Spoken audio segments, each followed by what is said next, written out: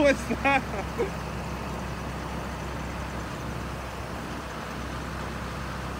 I was trying to get a cool shot on the crawling up the bin, and an enemy attack helicopter just flew over the yard. I have no idea what that was.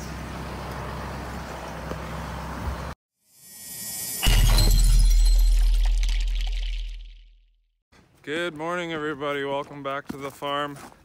It is a cold October morning.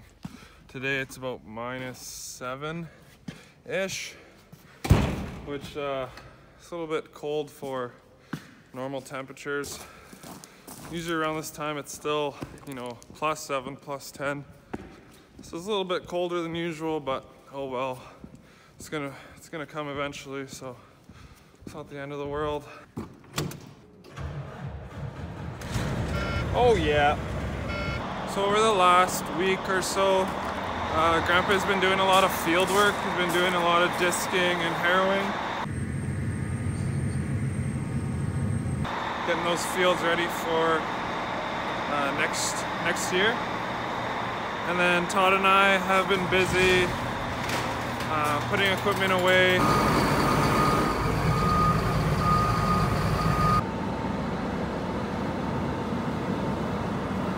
Blowing off equipment and washing it and then putting it in the shed.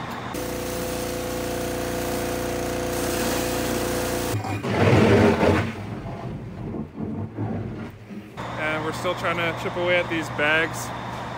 So we're doing a barley bag today and hauling it home. Still have some room at home, and then we're gonna try to dry it down because the moisture content a little bit higher than we'd like it, so that is the plan for today.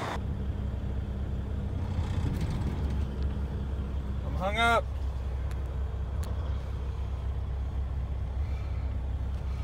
Hung up on you. There we go.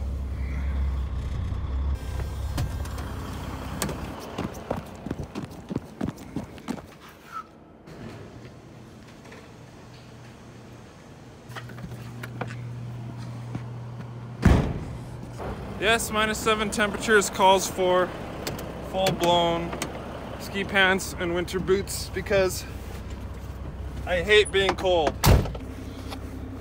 You got the zippers. If you get too hot, open the side up in the warm truck. And then when you hop out of the truck, zip them back up for the cold outdoors, and you're ready to rock.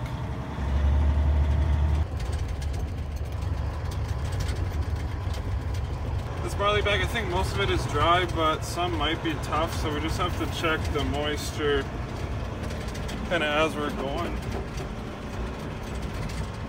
See what the moisture content is at, and depends on which bin we're gonna go into. Got this bag opened up, kind of barley right to the edge. Try to leave a little bit more plastic, and then this plastic wraps on the roller there. And that's what I showed you in the last video. And then it just starts feeding and then pulls along.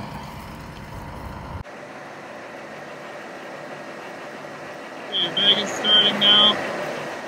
The knife doesn't really like to cut the plastic until the plastic gets tight enough. See, kind of there, it was just ripping. It wasn't tight enough yet, so now that the roller has pulled the plastic tight enough, we are into the barley. Now it is starting to cut. We didn't leave enough plastic when we were filling the bag, so there wasn't a lot to work with. Not a lot of plastic on the roller to get it started. We need at least kind of 10 feet, and we only had 5 or 6, but it wasn't too bad. Still got it going. There's little barbs on the roller, and that's what grabs the plastic. So there's little barbs like this all along the roller. That's what bites into that plastic and makes it pull it along.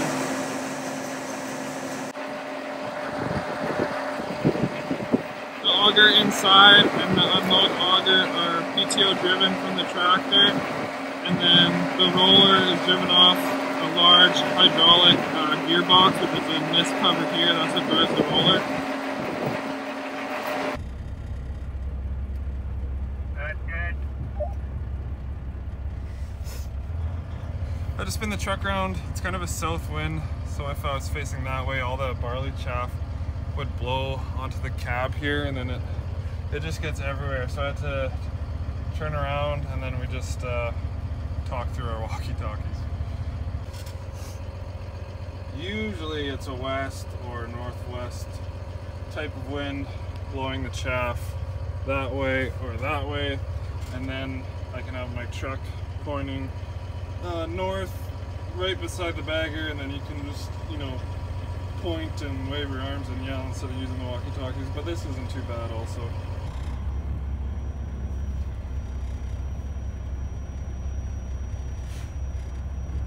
That's good. Oh. Perfect. Perfect.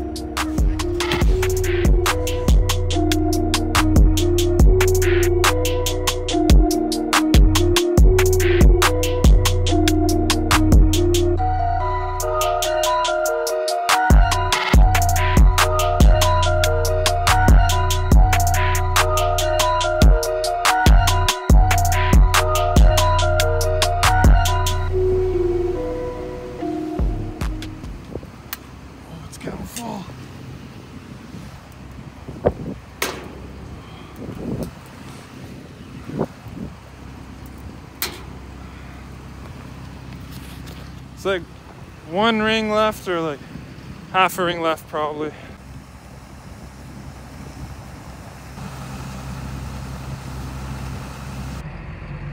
Bin's full.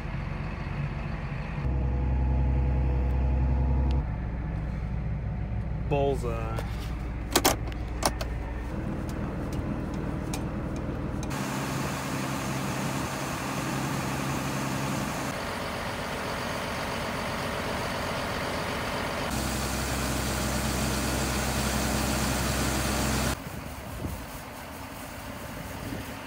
Oh, hi. Hi. Are you my helper today? You're a big help. You're a big help. Always after combining, the field is full of volunteers. So in this barley stubble, it's full of volunteer barley, just from the little bit that the combine shoots out the back. Plus if there's any like broken heads that blow off in the wind, fall to the ground and germinate, but also the sprayer tracks are really bad. So here you can see the sprayer track here, and just in the track itself, there's always volunteers that grow. Like here. So they germinate in the fall and then they grow. They can sometimes freeze off. Hi, buddy. But they're very hardy. They're hard to kill. Some guys spray in the fall. We don't typically. I'll get them in the springtime once they get a little bit bigger. There's more leaf material for the chemical to absorb. So in my pre-burn application in the springtime, that's when I'll take care of all these volunteers. You're a little volunteer today too, aren't you? You're a little volunteer, you're helping. It's not even my dog.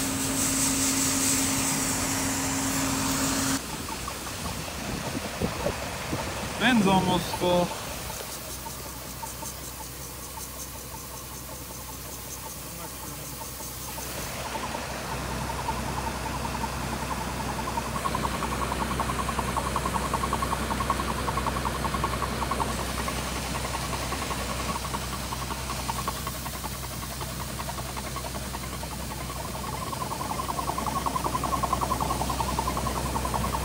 Okay.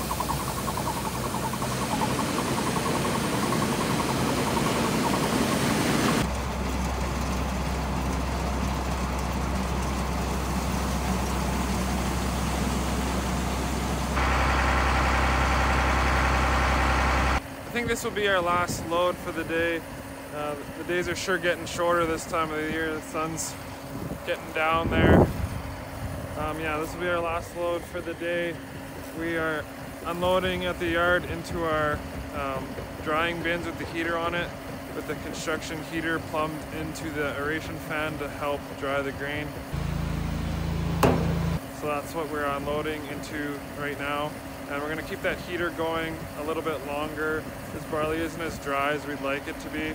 We're also trying to shuffle around a little bit of barley around the yard too, just so we get our moisture right. This is the last barley bag we are on. We have about 3 loads left here, so we'll finish this up tomorrow. It's starting to cool off though. It was getting warm this afternoon. I had my pants unzipped for a little bit, like the side of the pants. But I got to zip them back up now. It's getting chilly. I think it's supposed to snow tonight. Hopefully not too much. But yeah, we're gonna get this bag cleaned up tomorrow and shovel some more grain around, move some more grain, and dry it down. So I'll see you guys next time.